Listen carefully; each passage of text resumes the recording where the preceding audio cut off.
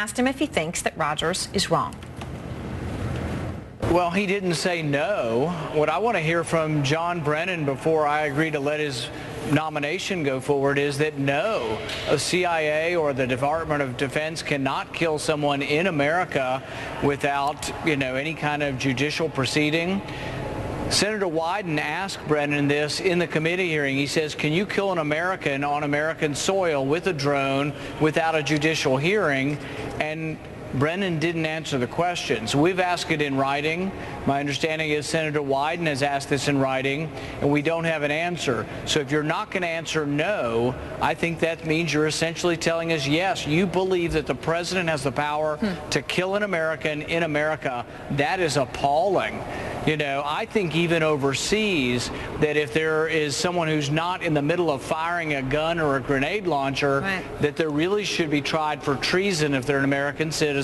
And then, you can proceed on with drone attacks. But really, an American citizen should be tried and adjudicated in a court here or abroad unless they're imminently in the act of firing a weapon. And when it comes to Hagel's nomination, obviously John McCain today indicating he may filibuster it, going against what he had said before. Tom Ricks is a contributing editor for Foreign Policy magazine. He was a special military correspondent for the Washington Post. He's written 2 books about Iraq, a lot of sources in the Pentagon, and he just wrote this about Chuck Hagel. Quote, his big problem is that no one much wants him running the Pentagon. The prospect of a Hagel regime at DOD is a real problem now because the next Secretary of Defense will need to do 2 things: work with Congress to reduce the defense budget thoughtfully and work with the military to reshape the military to make it relevant for future conflict.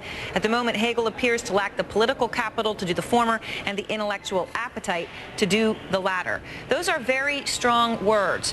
Do you think Chuck Hagel can run the Pentagon? Well, my inclination has been, even though I'm a conservative Republican, to give the president the prerogative of deciding who's in his cabinet. I voted for John Kerry, even though politically I don't agree with much, if anything, that John Kerry represents as far as a U.S. senator. But I think he's an honest person, and I think the president has the right to decide. With regard to Hagel, my first inclination was to give him the benefit of the doubt. I'm for auditing the Pentagon. I think there is waste to be found, and I think he would be good at rooting that out.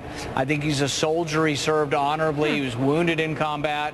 But I'm starting to have some doubts, and my doubts are that if you're going to run the Department of Defense, you really need to reveal if you've had financing from foreign groups. There's all kinds of rumors all over the internet about foreign groups that may have provided financing, and I think he needs to reveal that. And so I am one who's saying, yes, I do need a little more information before making a final decision. All right, but do you think that John McCain is right to filibuster, given your point that you may not like who the president picks, but it is fundamentally his prerogative whom he chooses to be in his cabinet?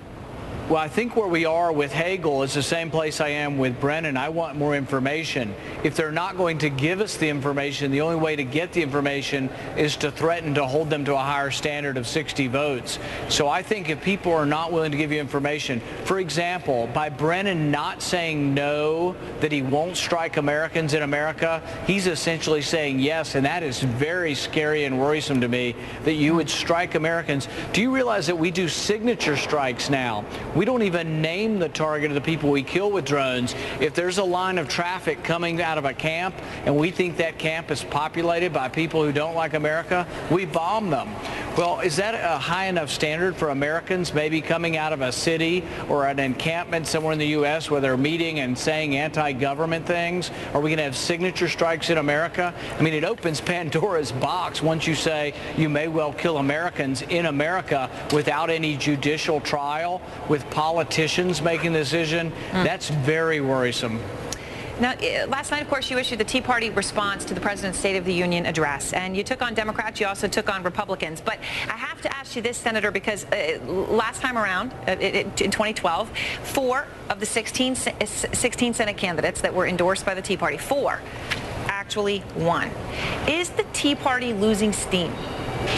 Well, we did better in 2010. We didn't do as well, but neither did any Republicans do very well in 2012. So I don't think that's necessarily fair.